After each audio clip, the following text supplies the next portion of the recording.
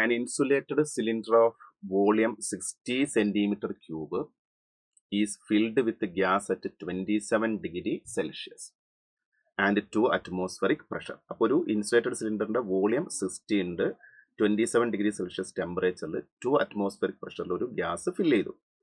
Then gas compressed making final volume 20 centimetre cube while allowing temperature to rise 77 degree Celsius. അപ്പോൾ 60 centimetre cube 27 degree സെൽഷ്യസിൽ 2 atmospheric പ്രഷറിൽ ഉണ്ടായിരുന്ന ഗ്യാസിനെ നമ്മൾ compress ചെയ്ത് 20 centimetre cube ആക്കി മാറ്റി while increase in temperature of 77.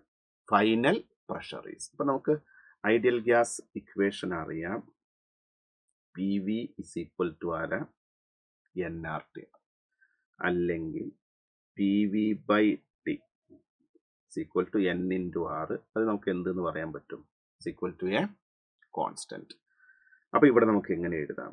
P1 V1 by T1 is equal to P2 V2 by T2. Okay, നമുക്ക് P1 atmospheric pressure 1 atm എന്ന് പറയുന്നത് approximately 10⁵ pascal ആണ്. അപ്പോൾ P1 2 atmosphere, 2 into 10⁵, volume 60 centimetre cube. നമുക്ക് കുഴപ്പമില്ല, രണ്ട് സൈഡിലും വോളിയം സെന്റിമീറ്ററിലായതുകൊണ്ട് അത് ക്യാൻസൽ ചെയ്തു പോകും. ബൈ ഇനീഷ്യൽ 27 ഡിഗ്രി, 27 ഡിഗ്രി എത്ര കെൽവിനാ? 300 കെൽവിനാണ്. Equal to P2 into V2 എത്രയാ? 20. ദെൻ T2 77 ആണ്, 350 വരും. 350. ഓക്കെ, നമുക്ക് നോക്കാം.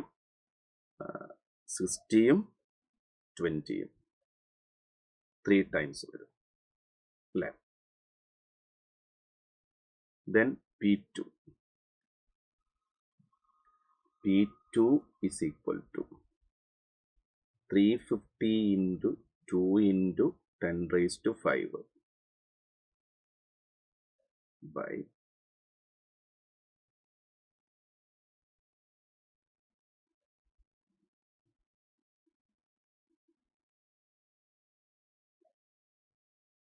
2 into 10⁵, 23 into 300 അല്ലേ? സോറി, 3 ഇവിടെ അല്ല, 3 എഴുതിയത്. ഇവിടെയാണ് 3 വേണ്ടത്.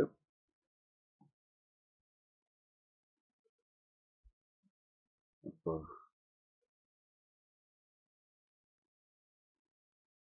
350 ഇൻറ്റു ഇവിടെ ആരും കൂടെ വരും?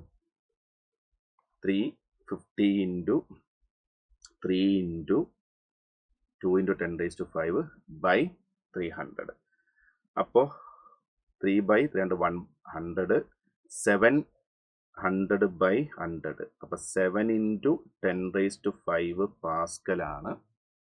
That is equal to 7 atm ആണ്. അപ്പോൾ നമ്മുടെ answer 7. Atmospheric pressure, final pressure is എന്നിട്ട് അറ്റ്മോസ്ഫറിക് എന്നാണ് ചോദിച്ചത്. അപ്പോൾ atm ലാണ്. അപ്പോൾ 7 atm ആണ് നമ്മുടെ ഫൈനൽ ആൻസർ. ഓക്കെ.